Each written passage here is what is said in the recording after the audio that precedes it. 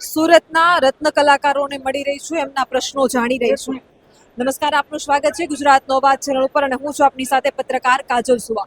ખેડૂતોના પ્રશ્નોને વાચા આપી અને હવે કોશિશ કરી રહી છું કે સુરતમાં વસતા એ રત્ન કલાકારો એ પણ ક્યાંક ને ક્યાંક ખેડૂતના દીકરા જ છે.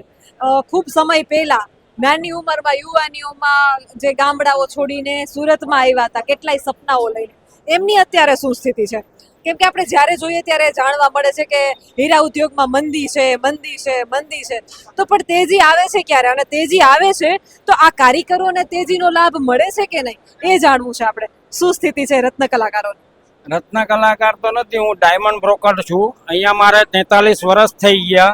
જેમ માણસની ઉંમર ઘસાઈ જાય છે એમ હીરાનો ધંધો અત્યારે પડી ભાંગ્યો છે, ઘસાઈ ગયો છે. એવું કોઈ લમસમ કમાણી નથી, મોંઘવારી વધતી જાય છે. આ પ્રશ્ન છે.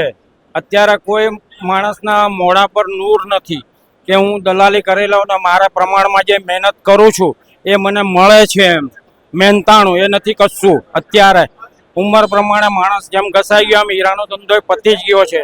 કોઈ હીરામાં કાંઈ એવું છે નહીં લમસમ કમાણી. અને નાના કારખાનાઓ બધા બંધ થઈ ગયા અને માણસો અત્યારે બેરોજગાર જેવું બી છે જ.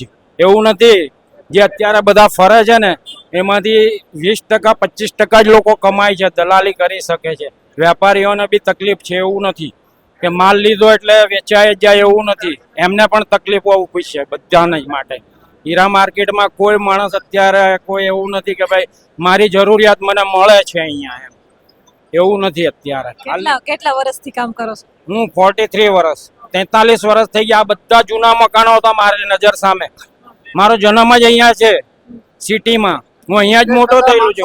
રૂપિયા તોડે છે આમાં, 70% રૂપિયા તોડે લોકો. હા, માંડ ઉભા રહેશે બધા. આ બધા જૂના મકાનો હતા મારી નજર સામે. અત્યારે પાકા મકાન છે. મેડમ, આ શહેરની અંદર જો સીવીડી ડાયમંડ બંધ કરી દે ને તો નેચરલ ડાયમંડ ચાલે એમ જ છે. નેચરલ ડાયમંડની કિંમત જો આજે સીવીડી બંધ થઈ જાય તો કાલ સવારથી નેચરલ ડાયમંડનો 5000નો ઉછાળો આવે એમ છે. આ બધા મોટા કારખાનેદારો પોતાના માટે, સ્વાર્થ માટે સીવીડી ડાયમંડ ચલાવે છે અને નેચરલ ડાયમંડનો ધંધો ધીરે ધીરે ભાંગવા લાગ્યો છે. એનું કારણ એક જ છે, આ જય હિન્દ.